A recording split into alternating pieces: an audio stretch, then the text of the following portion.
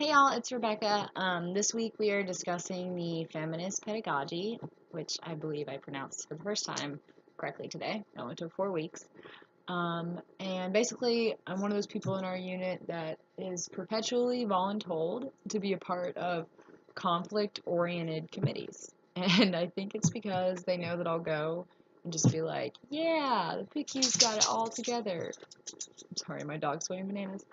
Um, so I work in a pediatric ICU, and then we have a neonatal ICU.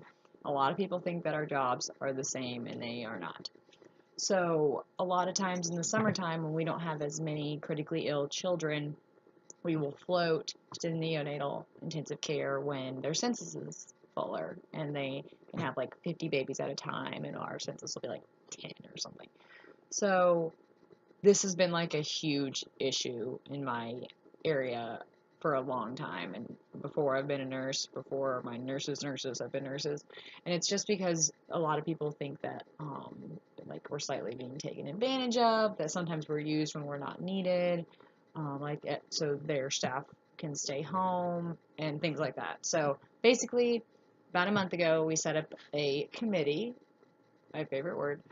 And what the committee did was we all met, and our management met, our unit council members met, so pretty much all of us voluntold people, a charge nurse from each unit, a tech, and just a couple nurses.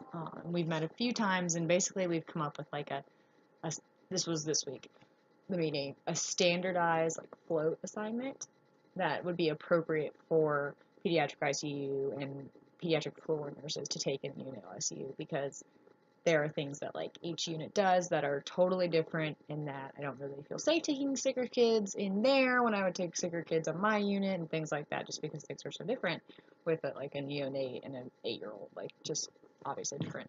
So this week we had our last and final meeting, and I honestly hope to never hear about this topic ever again, but it helped to hear from both sides. And I think that the conversation that took place that kind of is attached to the feminist pedagogy has a lot to do with like appropriate learning methods, because for instance, like there is a type of nasal cannula that y'all all probably use, the high flow nasal cannula, and in the pediatric intensive care unit, that usually is what you use prior to intubation.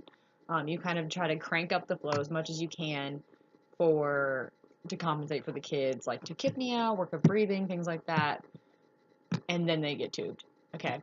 In the NICU, I didn't know this till this week, until this conversation. It's for kids that like basically have been extubated and are weaning off of oxygen onto room air. So obviously we use